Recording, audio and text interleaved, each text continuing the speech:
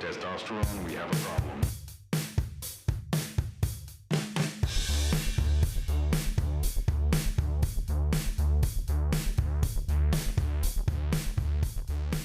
This is Outside the Manosphere, where two guys with zero credentials dive past the cliches of masculinity and try to become better friends by actually talking to each other.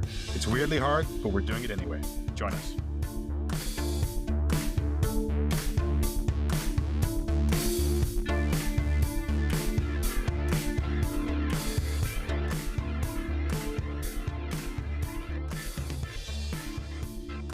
Hi, and welcome to Outside the Manosphere. I'm Carlos. And I'm Skip. Skip, how are you this week? What's been going on? I'm pretty good. I'm about average. No new adoptions? No new adoptions. Nothing really great. Nothing really terrible. Just kind of an average week. Yeah. Oh, okay. Well, hey, that's better than some catastrophe, I suppose. Yeah. How about you? What's up with you? You know what? I'm mixing up whether or not we've talked about it on the show. I don't think we have, but I did get hired for my paramedic job that I applied for.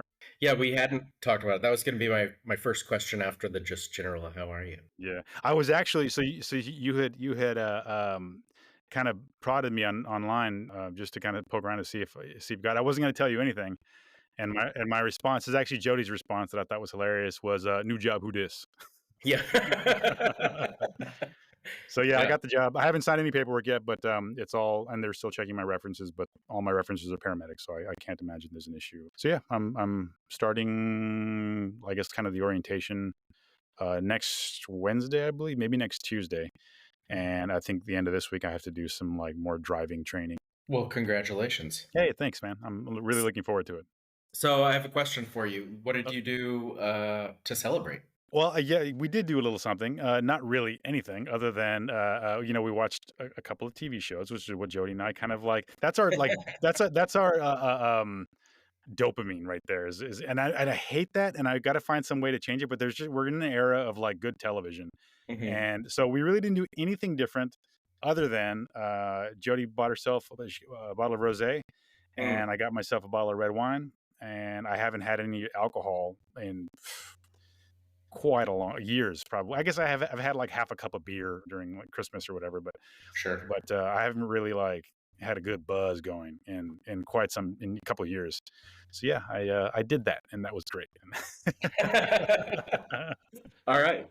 Yeah. Okay, Skip, I do have a question that I'd been meaning to ask you because we kind of reconnected recently. I mean, we never lost connection, but we kind of started talking again a lot over writing, because you've started writing in a big way. You're an excellent writer, I will say. Oh, and well, also because I feel like we write very similarly, so I'm kind of praising myself as well. Yeah, so what are you working on right now? You got any projects? You got any long projects, short projects? Yeah, I got a cup. I have more projects than I know what to do with, which is kind of my go-to in life. So yeah, I just finished work on like my first book that like I finished writing it about a year ago, but I've been doing editing and copy editing and revamping and all that stuff. So I finished that, and I've got a number of short stories that I'm working on and a couple books that I'm interested in writing. I've got basically too many things, and I'm sort of allowing myself to just kind of flounder and float this week, and then I need to get back on it and pick a project and go. So you completed your book this week? I got through with the copy edit because I hired somebody to do some copy editing before I sent it out for queries.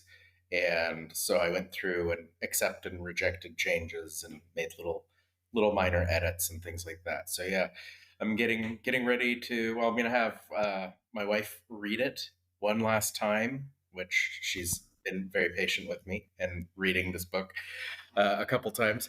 And then if she gives me the thumbs up, then I'll try and send it out to some agents, and we'll see what happens. Nice. Well, congratulations on, I guess, kind of finishing your end of the deal. I guess when it gets sent back to you by either your wife or someone else, you might have to tweak it a little bit, but that's a pretty big accomplishment to get it out of the way. Yeah, it's nice. I've read online that the average writer writes like 2.6 books or something before the first one gets picked up. So I'm not getting my expectations overboard. I'm just, if something happens, that'll be lovely. And if not, then I will continue to write and try something else. What's kind of your main shtick? What are you writing? Like, what genre would you say? Well, so this first book, basically, the story is kind of, well, the story of me writing the book, not the story of the book. But I started reading to my 7-year-old, who's now 8, and I was reading him some kind of classic YA stuff, and it was just something fun to do while he was sick at one point, sit on the couch and read to him. And I was reading things, and I tend to be pretty analytical, so I kind of reading through things and going, well, I like this, I don't like this, I can do this much, and I'm not good at this. And I decided, well, you know what? I'd like to write something that isn't painful for parents to read with their kids. So this first book is YA, but I tend to just kind of, it's YA fantasy. I tend to do kind of speculative fiction. And YA, just to be clear, is young adult fiction. Yeah. Yeah, young adult. So, anywhere from 10 to 18 or somewhere in there. But big, chapter books, real books. It must have been fun to write. Yeah, it was fun. It was surprisingly fun, actually. I thought I was just gonna take it on like I'm gonna do this project, but then when you start creating characters and a plot and kind of connecting different parts, it becomes kind of a fun puzzle, which Right. is very attractive to me. I love working on puzzles, so figuring out how to make things happen in a believable way and playing with the characters and having them not just do what I need them to do, but maintain some trueness to that character. Right. That was a fun puzzle. Yeah. Do you do like character profiles and like interview them, sort of thing, so you can get to know them? No, I don't. No. It's a Yeah, lot of work. Yeah. It's a lot of yeah, work to do. Yeah. yeah. No, I kind of just I start off with an idea, and then I don't know. I've heard a lot of writers say this because I do a lot of reading about writing, and a lot of them, the characters just kind of they tell you what they want you to do, and if you want them to do something different, you've got to figure out why they would do that and create kind of the circumstances for that. So they kind of become themselves, and then you read through it again and again and again. You're like, oh, I'm picking up on something I didn't pick up on before, and like there's these themes or so it's a surprisingly fun thing to do. I've never been able to like read back through my own writing when I was younger. My ADHD, it's like I wrote this. I don't need to read this anymore. I'm done with it. So finding little ways to get through that process has been tough but rewarding. You see, I actually have the complete opposite issue where I, rather than ADHD kind of making me wander off, I will hyper focus onto what I've written and just kill it with 1,000 edits. Like it just I totally destroy it with little tweaks here, tweaks there, to where I'll have like 4 or 5 adjectives modifying one noun. It's like, oh my god, this is completely unreadable. Well, that's good. So yeah, keep us up to date on the progress of that and where you're at.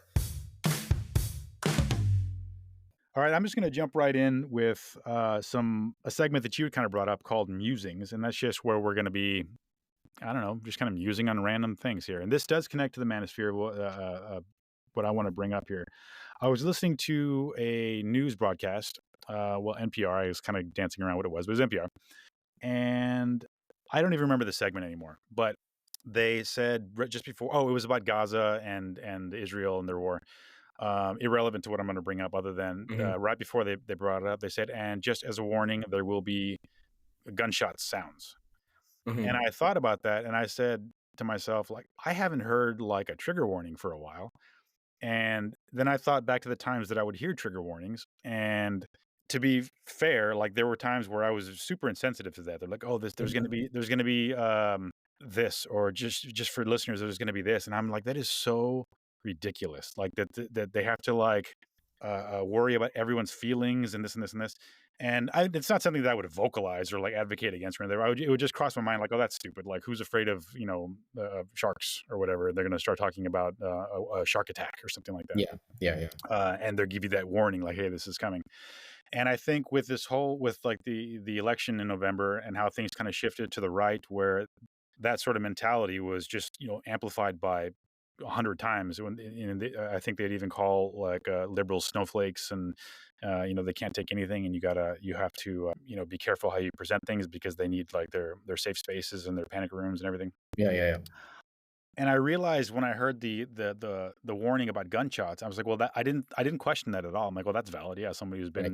who's been in Afghanistan or whatever, and they've had explosions and people are trying to shoot them, like that's traumatic. And yeah, if I had been in those situations, maybe I'd like to know that that's coming so that I could just turn it off rather than it ruining my day or making me feel nauseated or whatever. Right. But I didn't question that. I thought that made perfect sense, and I guess I would appreciate that if I were in those situations. But then I realized, well, isn't sexual assault like super traumatic? I mean, that's and even as random as it might be, like a shark attack, yeah, sure. If you've had these terrible things happen to you, you might want to know about it before it's presented as a subject in this thing that you're just trying to enjoy the day with. I guess where it went out of hand for a lot of people on the right was they just weren't being, and I've never been on the right, but they weren't being sensitive to like everyone. They were just saying, no, it has to reach a certain threshold of like seriousness before I'll accept a trigger warning. Anyway, that's just kind of my little musing. I don't know if you have any thoughts about that. I just kind of sprung it.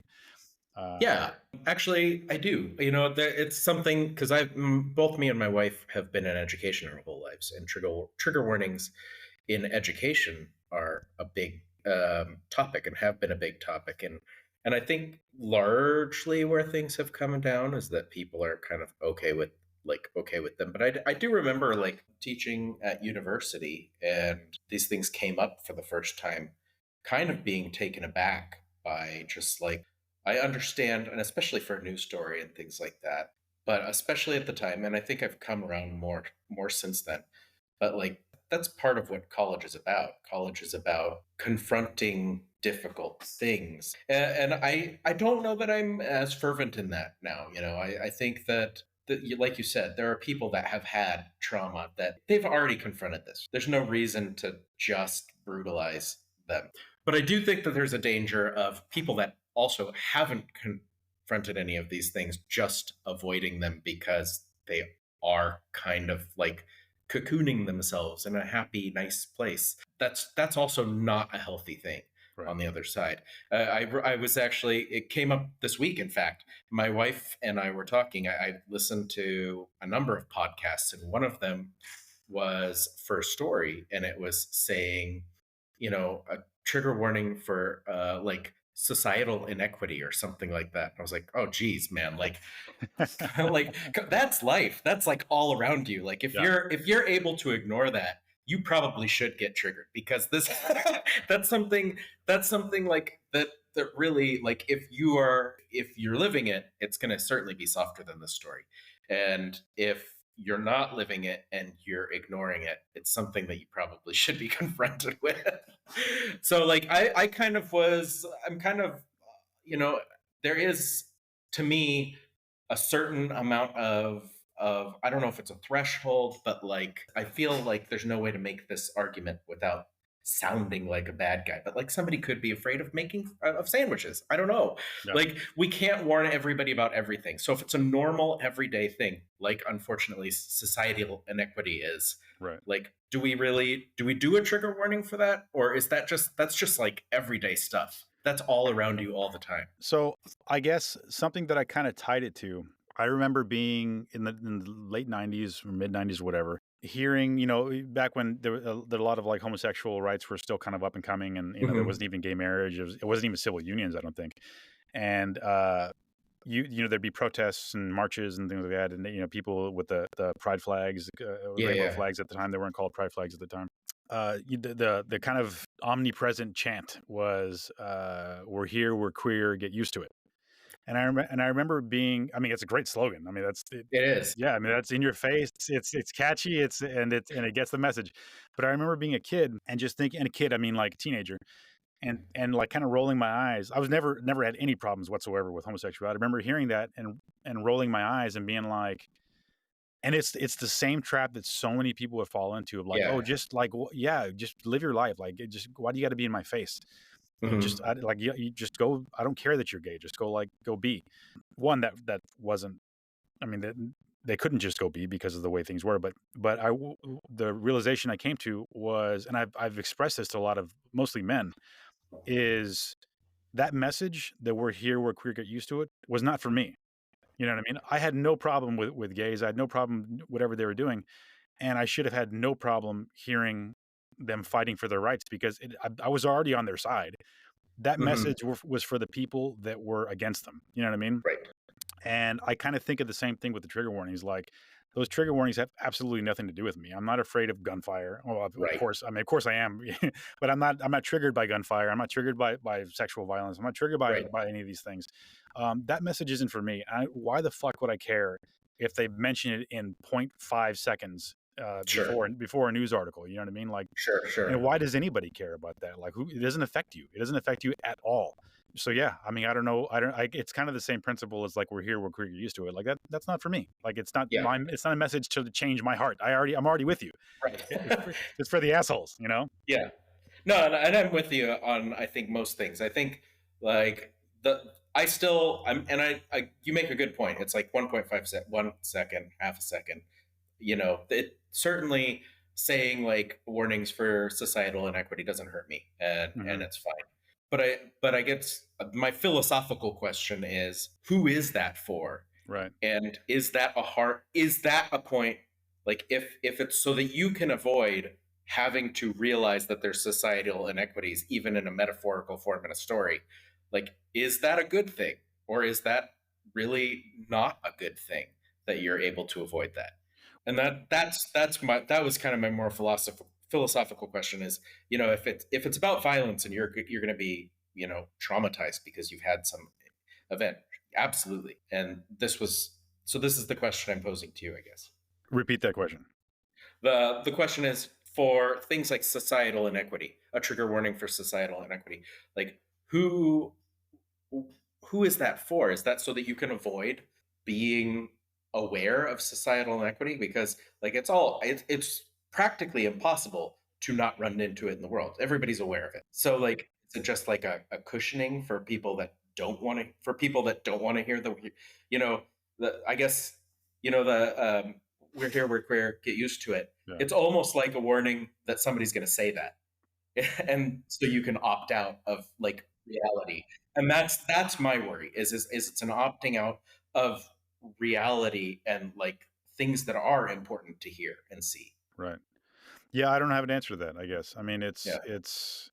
I mean, I can understand if you're living in squalor, like you don't have any money, you don't have you're behind in your bills, you're living in your car, maybe.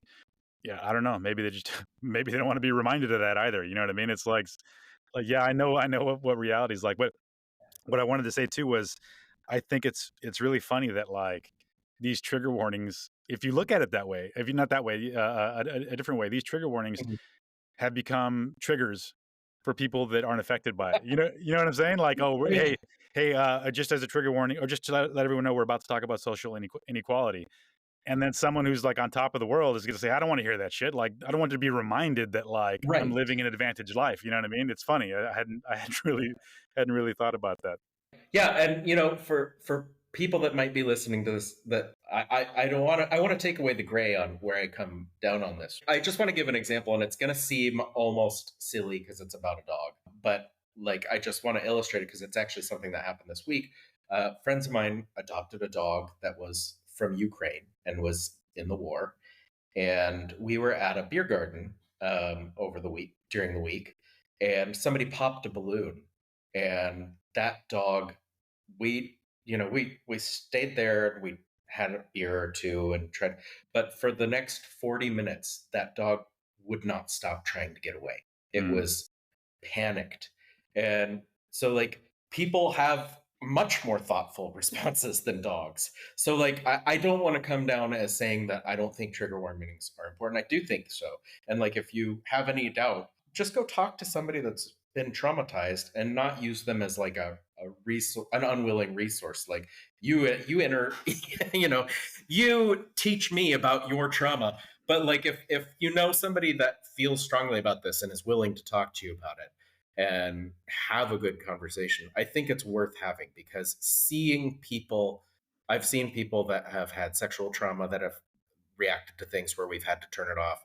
I've seen animals and people that have been exposed to violence, and like it's powerful, and it's hard to see those things and question the value of those, question the value of trigger warnings. Yeah, and I don't think anybody is questioning. I mean, maybe, but it isn't. I don't think anyone's questioning your stance on like your goodness anyway.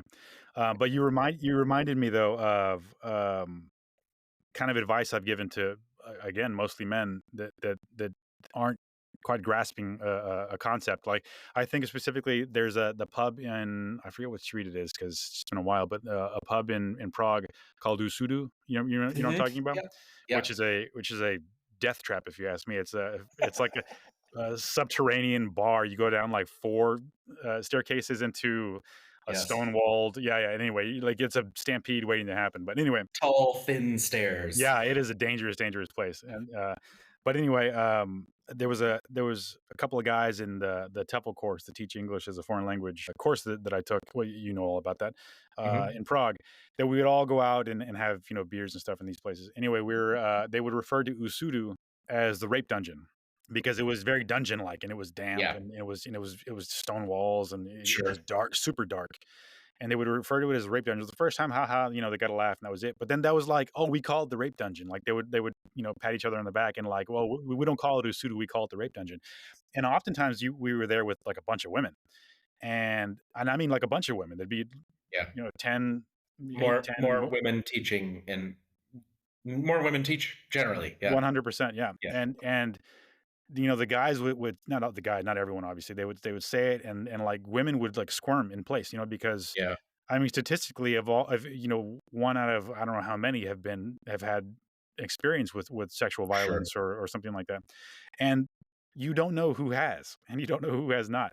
So just shut up. You know what I mean? And I remember telling the advice that I've given to guys over the years is if you don't understand if you don't understand something, just don't talk about it. You know what I mean? Like you shouldn't Yeah, have an opinion on this thing if you don't understand why you have the majority of your friend group telling you it's wrong. If you don't get it, sit on it for a while. Maybe you will eventually, but just don't talk about it. You don't need to keep saying rape dungeon if you don't understand why that's a right. problem for the women in your company. You know what I mean? Yeah, and I mean, just generally, I think if somehow you've gotten it into your head that rape in any way can be funny, Right.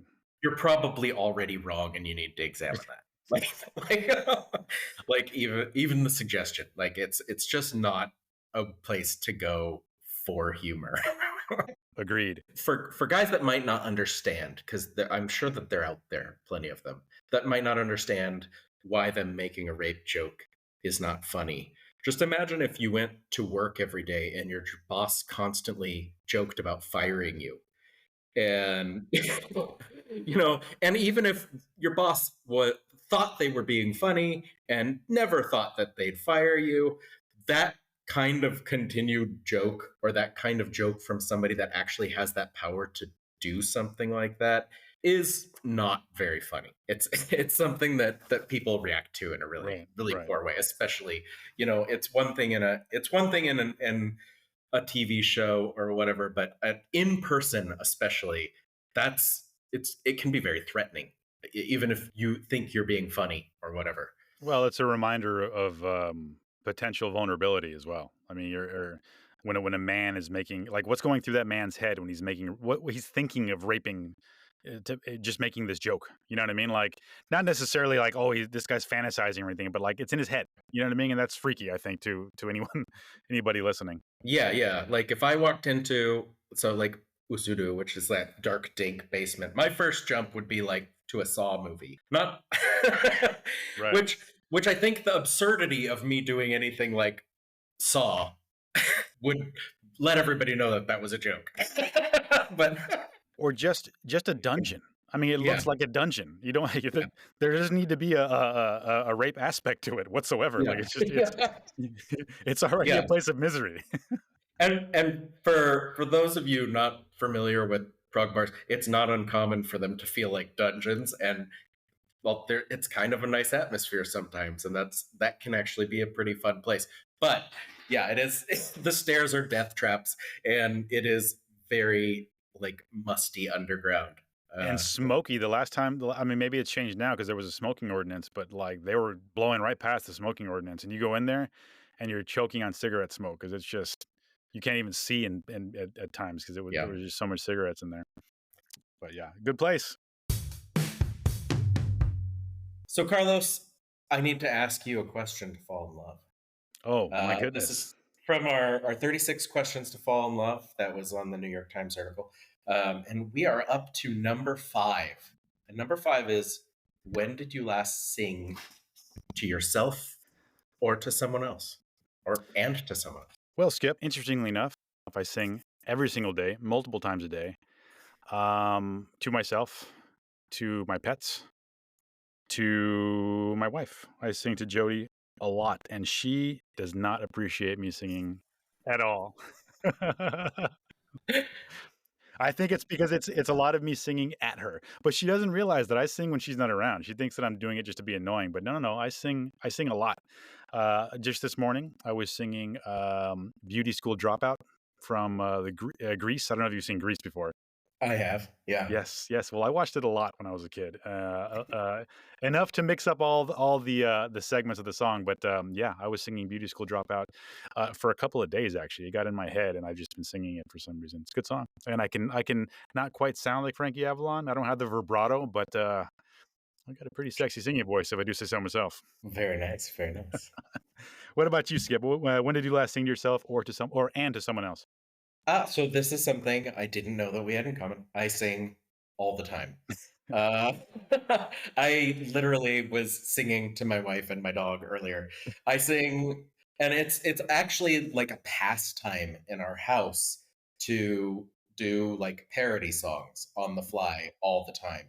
So, for instance, my dog's name is Zuzu, and gosh, I don't even remember what song it was, but I was singing Snoozy Zuzu or something like that to her just a little while ago, and I was singing Ruby Tuesday with my wife earlier. I just sing all the time, and I actually find that it's a good barometer for like kind of how I'm doing in life. Yeah. If I'm singing a lot, I'm in a pretty good mood, and if I'm not singing a lot, that's probably not a good thing. But yeah, like, and the kids, they do it with all potty humor, and and then we join in with potty humor because we can do it and it makes them laugh and it's funny. But yeah, and we trade off nights on the Spotify, and the kids both have Weird Al. We introduced them to Weird Al, so that's on their thing. So they've got this whole idea of song parodies, and it happens constantly in our house. We're always singing silly songs to each other. I did know that about us because I remember, I probably wouldn't remember. No, two things that I remembered was one of them. One of my favorite memories of you specifically was I was at your house, and I don't know what spurred it, but I started singing the Three's Company song. Remember that? I don't, but it sounds really like familiar and homey. So I'm gonna sing just a little nugget here because I don't know the song. I mean, I remember it, but I don't know the words to it. But I remember the first part. He goes, "Come and knock on our door," and I said that, and then you jumped in with the second part of it. Take a step that is new. But it wasn't just that. You went even further, and you're moving your body with it. Where the kisses are hers and hers and hers. It's so funny. Yeah, I laughed hard that when you did that. And then the other one was again, I was at your house, and this is a little like synchronicity. You know what a synchronicity is? You probably do. Yeah. So But you should kinda, explain it in case people don't. so a Don't know what it is. synchronicity is essentially it's a meaningful coincidence. It's when there's a coincidental occurrence that you just assign meaning to, basically. It was it was destiny, or it was the stars, or it was meant to be, sort of thing. But I was at your house, and I said, "Well, I've never been to Spain," and just like her eyes just went wide, and she was like, "He's been singing that all day." or all week or something like that. You had just been Yeah. singing that song, so yeah, I thought that Yeah. was because it's a kind of a random song to be singing. Oh yes, and what is it? That's Three Dog Night. Or Elvis, I think he sings it as well. Yeah, Oh, does he? Does he? yeah, Yeah, yeah, I know it from Three Dog Night, but yeah, it's an oddball song. yeah, yeah. Yeah. It's a good song. It's a good song. Yeah. I get songs I've been known to get songs stuck in my head for like a month straight, Oh, but then other times it's like 17 in a day. So yeah. Yeah, I'm the same way. And the other thing I wanted to comment on was you changing the lyrics to like the, members of your family or whatever. I have forgotten lyrics to songs because I've just switched Jody's name into them. Even when they don't, even when it's not a name, it's like if it's just a noun, I'll throw Jody's name into it, and I'm like, what were yeah, the real lyrics behind that? I don't even remember anymore because and that's when I'm being obnoxious and just kind of interface singing. But yeah. hey, it's love. Well, my wife likes to make fun of me because I'm pretty good like on the fly at making up words. To the extent that I don't know the words to most songs. I just kind of know the gist of what they say and I sing my own version. And she loves every year laughing at me because it comes around to Christmas and I have a nice voice for singing Christmas carols, Hmm. but I don't know any of the words to any of the songs. and I and I'll just start them, and I'm just like, I got the spirit right, but they're just slightly off. And she's like, "How can you be 46 years old and not know the words to this song?" I know my words, Yeah. yeah, just kind of like you with Jody, yeah. You're just feeling the music. You don't need to I'm know it. just feeling the music, yeah, man. I'm filling in the blanks. Well, you knew the words to Three's Company, and I was very impressed by it. Thank you. It's on my resume. All right, Skip. I want to ask you a personal question. Questions again. You can decide which ones they are. A couple of these are holdovers from the last one. One, I've added a few, so bear with me here. One pivotal transitional moment in your life, an epiphany slash decision mistake that has shaped who you are. Again, I'd like to know why. And I mean, I really want to know why you walked across the U.S. I want to know what that was like, and I want to know how long it took. All these things. At some point, maybe we're not going to be choked with all this information, but I would like to know your thoughts on reality and death and spirituality. And I'm this, for them. I'm sorry. I'm for them. Yeah, they're all good things. And Yeah. lastly, do you have any childhood friends that you've maintained beyond social media likes, like that you actually talk to on, not a regular basis, but that you keep up with and that you know about them and their lives and their comings and goings? All right. Well, is there one in particular that you'd like to ask the most? Because I'm fine with any of that. I guess whatever speaks to you, because I want to know about all of them, and I'll continue to ask these until they go away. All right. Yeah, sure. I mean, yeah, that's kind of what I was going for as well with my list. I'll start off with, do you have any childhood friendships that you've maintained beyond social media likes and who they are and stuff? Yeah, so kind of not really. We moved around a lot. So, or we didn't move around a ton, but I changed schools a lot. So I went to a different school in kindergarten, first grade, second, third. I went to one school, then fourth, and half a fifth, and sixth, a different school, seventh and eighth, different school. And then, so, like childhood friends, aside from like cousins, um, don't really exist. I wouldn't even know how to begin to find them. I've got the closest thing is I've got a buddy from junior high that was my best friend in like sixth grade and junior high, and we keep in touch lately over like Messenger, and we actually do the New York Times puzzles every day. We send each other our scores on New York Times, and we're planning on getting together and hanging out this summer, but that's really it. I've got a couple of friends from high school that I talk to every once in a while, but everybody's just kind of grown apart. And my life was such that with moving and changing schools so often, it's sort of been a place that I was always lacking. It's these kind of long-term relationships. I'm Hmm. sort of used to things changing and people moving on. But yeah, my wife was, we were friends for 15 years before we got married. Yeah, So you guys went to high school then, together, yeah? no, we went to college. We went to college. Oh, But okay. yeah. I thought high school for some reason. No, no, no. So yeah, I mean, I do have those friends, but I'm not great at social media. I have no connection to it. I'm terrible on the phone. So it's one of those things where every once in a while I see somebody and it's like, no time's passed. But aside from those planets aligning, it's mostly off. Yeah. Yeah. Well, that's kind of the way things are. I will say about social media though, I found that like I'm not super active on Facebook. I'm not active at all really on Instagram, but I found that Facebook makes it easy to, well, not lately. I think people are kind of petering off of Facebook, but people make it easy to make you think that you're still in touch. And in fact, I know so much about so many people that I've known for years and years and years. I'm like, oh man, they don't know anything about me. You know what I'm saying? Like they've lost me. You know, they're not Yeah, even yeah, thinking yeah. about me. But I see them all the time. Like, oh, there's their kids, and they're doing this thing. This is the big change in their lives. They got married, whatever. But yeah, it occurred to me like, yeah, they don't see anything that I do because I don't really post it all the time. I'll post an article here and there, but nothing super personal. You know what I mean? Yeah, yeah, I hear that. I'm not really on Facebook at all. I mean, I use Messenger because that's just like the only way that I have communicated with some people ever. Hmm. So, to lose that, to move somewhere else would be, I don't know. I don't even know what I'd move to. And then take buy-in from everybody. But yeah, yeah, and a lot of people that I was close with also aren't people that post online. So it is Right. just sort of, it's like, if we are geographically proximal, something happens, and otherwise, boom, gone. Yeah, I'm exactly the same way, but I'm trying not like just. I mean, this podcast is evidence of our trying because yeah, we're in different continents, different countries, different continents, and we're making it work. we are, we are. Anything else you want to add to that childhood friendship No, joke? that seems like a easy, short, sweet answer, Yeah, it was all good. It was wrapped up nice you with a bow. you answered my question, and I kind of thought so, just because in this day and age, that's how we all are, more or less. Yeah, yeah, especially as people that have moved internationally a couple times. Oh yeah, yeah, yeah, yeah.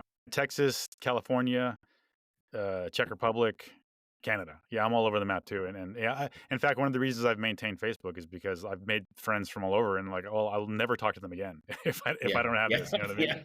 yeah. All right. So you last time, I'd like to follow up with a specific question. I've got several questions on there, and if you want me to ask a different one, that's fine. Okay. But you had mentioned that farming was so bad, and that the telepathy tapes actually helped you move on. You mentioned that, and I'm curious about what was so bad, and how did that help you move on? Well, okay. So first, farming wasn't bad. I enjoyed farming. I thought it was really rewarding, and just watching things grow and seeing the cycles of things, and then and doing it with like really low impact. It was really really fulfilling. I enjoyed it.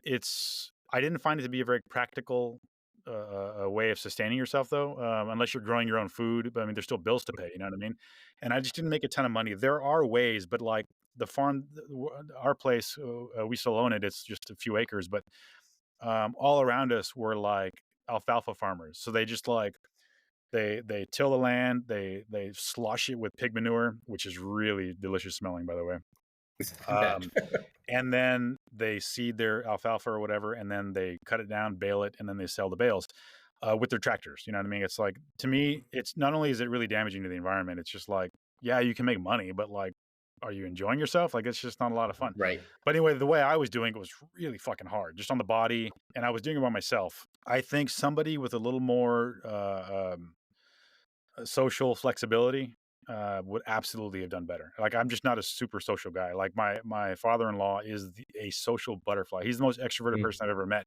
I think someone like that, if he were younger and wanted to do something like that, he would thrive because you make connections, you get buyers, and I'm really not that way. And no matter how hard I try, like, I'm just kind of forcing it, and it just doesn't fit right. yeah. So what made it, I guess, quote unquote, bad? It really wasn't bad. Was that I wasn't really making any money, and it was Mm, hard. Our house was like a mobile. They call it a mini home just to be kind, but it was a mobile home. There was mold in it. Like, it was hard living out there. And in yeah. fact, when you hear people like, "Oh, I have a cottage here. I got my house and I have a cottage," and they describe their cottage, Jody was like, "Yeah, I've been camping for 5 years. Like, that's what your cottage life is my reality." So because we didn't have heater, we used wood stove. At like Yeah. we'd order wood, and I'd split the wood to make it fit in the wood stove, but like our whole place was heated by wood, you know what I mean? And it was like Yeah. really nice actually. But you get that soot in the air, and like it was harsh. It was really harsh living. Yeah. And Yeah. a lot of response. We had chickens, and like you really couldn't go anywhere unless you had like some kind of automation to feed them and to water them. And Right. there's rats that I'd have to capture and kill rats because they would like harm the chickens. And dude, I'd have to drown them because I would put traps every now and then and kill them with traps, but like you get more with a live trap. So there were times when I get 4 or 5 rats at a time. They're big ones, Yeah. and I would tie like a rope to the cage, and I'm walking down to the pond, and they're screaming. They're like, they Yeah. know it's coming, and it's oh man, it's just even thinking about it now, it's like traumatic for me. Trigger warning. This is a Yeah. traumatic, Yeah. Yeah. Yeah. traumatic. We probably should put that on the front. Yeah, yeah. But yeah, so I would drown these rats, and I'd you know I'd watch them, drown, and they're panicking and freaking out, and yeah, every day, every time I'd have to do that, it was just awful. And then when I'd have to kill a chicken, I ate one chicken, and I was like, I'm Hmm. never doing that again. But I'd have to kill them every now and then because they were sick Yeah. Yeah. or whatever, and always the worst day of my life when I had to do that because Yeah. they all every single time they knew it was coming, and it was Yeah. just it was terrible, terrible. So Well, yeah, that's you ask what was bad about it. The killing was the worst part for me, but everything else, you know, I enjoyed it. Everything else was fine, but okay. All it just right. wasn't a practical living, is all. Well, I have some interesting ties to killing birds and stuff that we can explore on another time. But I had a very similar experience that it was just Yeah. terrible. Yeah, that's really interesting because I had gotten a different impression, but so twas capitalism killed the farm. In short. In short, well, not really, because I wasn't exactly like competing. I was, I, well, you know what? Though? No, I guess you're right because yeah, I mean, well, these like alfalfa farmers and stuff, they weren't growing mixed vegetables like I was, so I wasn't really competing with them. But like, Hmm. if you look at the whole process, I mean, Yeah. they were doing something that was I found to be environmentally dirty. Mm. That is perfectly acceptable, and you know, mass like livestock rearing. You know what I mean? You have X amount of cows. Oh, I have another awful thing, dude. This is another trigger warning. But I'm not even going to announce. I'm just going to tell you. We'll have to just rewind this whole part and Yeah, put a trigger warning on the trigger. front of this Well, question. it's just sad. It's just sad and having to do with animals. Like every year, I forget what it's called, the whaling period or something like that. I don't know, but every year when cows give birth, Uh, the calves are taken from them, and every like at first I didn't know what it was, but every year you hear them just all day, all night, just wailing, just wailing and absolute dejection that their calves have been taken from them. And boy, I mean, if there are quite a few things that pushed me to be a vegetarian. I've been wanting to do it for years, but these things pushed me right over the line. I'm like, yeah, I'm fine. I don't need to eat meat anymore. Eggs, okay, but like from a responsible farmer, but like yeah, I don't need to. After hearing these animals, yeah, it was really sad hearing those things. So Fair enough. that's my experience. But I'm not now. I'm going to be saving lives in a Yeah, whole new field. So that's good. You know what I think we need now? what do we need now? We need a little bit of joy. So what's bringing you joy this week? What is bringing me joy? I have got something, and I kind of teased it to you the other day or yesterday, I think it was. Let me get up my notes here because I don't want to. I don't want to. It's something to do with Pee Wee Herman, right? It is yes. Okay, what's bringing me joy is a couple days ago I found out that under a pseudonym, Eileen Shaw, or no, I don't know what her name was, the singer for the TV show Pee Wee's Playhouse in the 80s. It was a TV show that I watched religiously. And I found out that the composer of the music was, I'm going to say his name wrong, Mark Mothersbaugh. I'm not sure. Hmm. He was in Yeah, Devo. He was in Devo, you know, Crash That Whip, you yeah, know. So he was in that band, but he's actually like just this musical wizard, and he's done a bunch of stuff afterward. But he composed the music for that, and the singer was under a pseudonym was Cyndi Lauper. And I love Cyndi Lauper. She is my 80s crush. If I could go back in time, I would try to make her love me. that's Uh, adorable. she is such a talent. And yeah, she sang the Goonies theme song, and she sang Girls Just Want to Have Fun, that kind of thing. What's the Goonies theme song? Oh, dude. I'm not going to sing it because I can't sing Cyndi Lauper, but like, yeah, I can't sing it. There's no way. I'm just blanking. Is this famous? It's I don't remember. it's extremely famous. It's the Okay. yeah, you'll recognize it the moment you hear like the hook of the music. You'll know it. But she sang it, very famous. She sang "Girls Just Want to Have Fun." She sang a bunch of other ones.